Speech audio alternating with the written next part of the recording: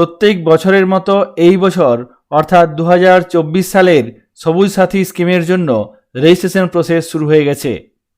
সবুজ সাথী সাইকেলের জন্য জেলাভিত্তিক রেজিস্ট্রেশন প্রক্রিয়া শুরু হয়ে গেছে। এই সবুজ সাথী স্কিমে রেজিস্ট্রেশন করার জন্য শিডিউল দেওয়া হয়েছে। 2024 সালে 10th ফেজের রেজিস্ট্রেশন প্রক্রিয়া শুরু হয়েছে।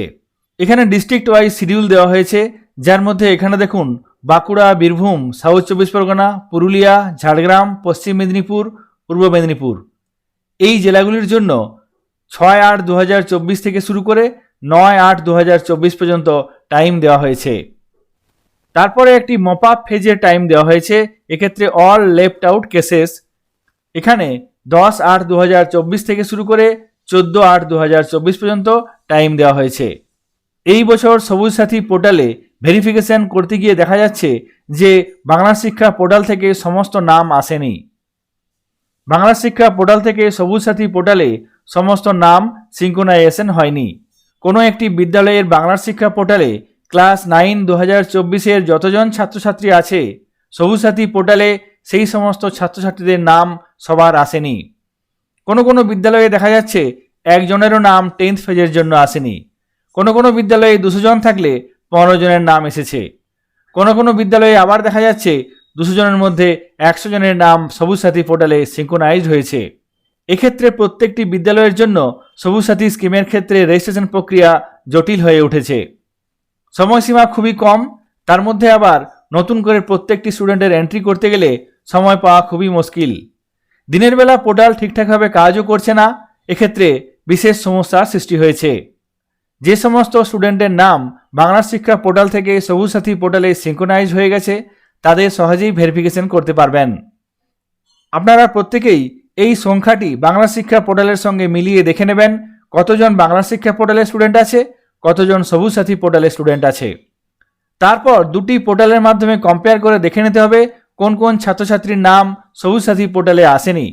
সেই সমস্ত ছাত্রছাত্রীর নাম সবুজ সাথী পোর্টালে নতুন করে এন্ট্রি করতে হবে, এছাড়া আর কোনো উপায় নেই। সুতরাং যে সমস্ত স্টুডেন্টের নাম সবুজ সাথী পোর্টালে আসেনি তাদেরকে প্রত্যেককেই সবুজ সাথী পোর্টালে নতুন করে এন্ট্রি করতে হবে। চলুন দেখে নিই কীভাবে সেই নতুন করে এন্ট্রি করতে হবে। এখানে আমি সবুজ সাথী পোর্টাল ওপেন করে নিয়েছি। তারপর এখানে ডান দিকে লগ ইন অপশন আছে, এই লগ ইন অপশানে ক্লিক করে লগ ইন করে নেব। তারপর এখানে সবুজ সাথী গভর্নমেন্ট অফ ওয়েস্ট বেঙ্গল, এখানে অনেকগুলি লেভেল আছে যার মধ্যে ইনস্টিটিউশন লেভেলে ক্লিক করতে হবে। তারপর HOI head of the institution এই অপশানটাতে ক্লিক করতে হবে। এখানে HOI লগ ইন করার জন্য ইউজার নেম, পাসওয়ার্ড এবং ক্যাপচা কোড দিতে হবে। তারপর নিচে লগ ইন অপশানে ক্লিক করে লগ ইন করে নিতে হবে। লগ ইন করার সঙ্গে সঙ্গে এখানেও আপনি জেলাভিত্তিক যে শিডিউল দেওয়া হয়েছে সেই শিডিউল পেয়ে যাবেন। এখানে ড্যাশবোর্ডে দেখবেন একটি হেল্পলাইন নাম্বার দেওয়া আছে, প্রয়োজনে এই হেল্পলাইন নাম্বারে ফোন করে তথ্য জানতে পারবেন। এখানে বাঁ দিকে অনেকগুলি অপশান আছে, যার মধ্যে এখানে দেখুন ফেজ 10 AY 2024 এই অপশানটাতে ক্লিক করতে হবে। এখানে বাঁ দিকে অনেকগুলি অপশান আছে, যার মধ্যে থেকে এখানে দেখুন ফেজ 10 AY 2024 এই অপশানটাতে ক্লিক করতে হবে। সঙ্গে সঙ্গে অনেকগুলি অপশান আসবে, যার মধ্যে থেকে স্টুডেন্ট প্রোফাইল ভেরিফিকেশন এই অপশানে ক্লিক করে আপনারা ছাত্রছাত্রীদের ভেরিফিকেশন করেছেন। যে সমস্ত ছাত্রছাত্রীর নাম বাংলা শিক্ষা পোর্টাল থেকে সবুজ সাথী পোর্টালে সিঙ্ক্রোনাইজ হয়ে চলে এসেছে তাদের ভেরিফিকেশন করতে পেরেছেন।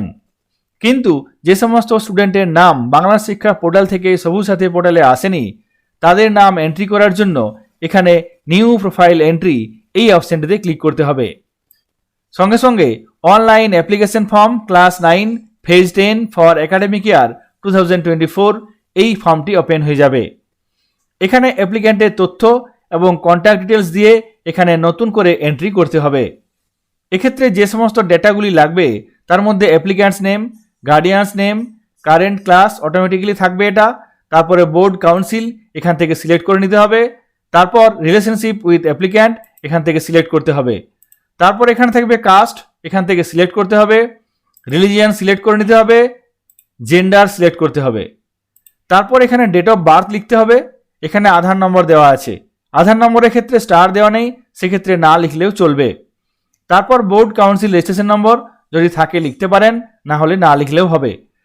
তারপর এখানে আছে সেকশন, এখানে এই ছাত্রটি ক্লাস 9 এর কোন সেকশনে পড়ে সেক্ষেত্রে এখানে লিখতে হবে।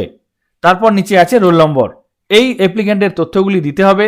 তারপর নিচে আছে কন্ট্যাক্ট ডিটেলস, এখানে প্রিমিসেস নাম্বার, লোকালিটি, রোড আছে, city, village, post office, pin code, district select করে নিতে হবে, ব্লক, মিউনিসিপ্যালিটি সিলেক্ট করতে হবে, পুলিশ স্টেশনের নাম এখানে লিখতে হবে এবং মোবাইল নম্বর এখানে লিখতে হবে।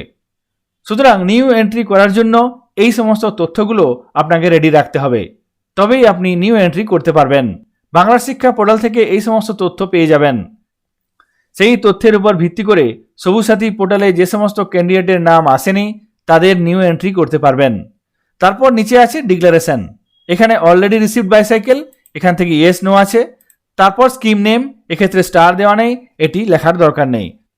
তারপর এখানে একটি চেকবক্স আছে, ডিক্লারেশনের চেকবক্সটিতে ক্লিক করতে হবে এবং তারপর নিচে সাবমিট অপশনে ক্লিক করে সাবমিট করতে হবে। এইভাবে বাংলা শিক্ষা পোর্টাল থেকে তথ্য নিয়ে সবুজ সাথী পোর্টালে সাইকেলের জন্য নিউ এন্ট্রি করতে পারবেন। এখানে সাবমিট অপশনে ক্লিক করলেই এই ক্যান্ডিডেট সবুজ সাথী পোর্টালে এন্ট্রি হয়ে যাবে।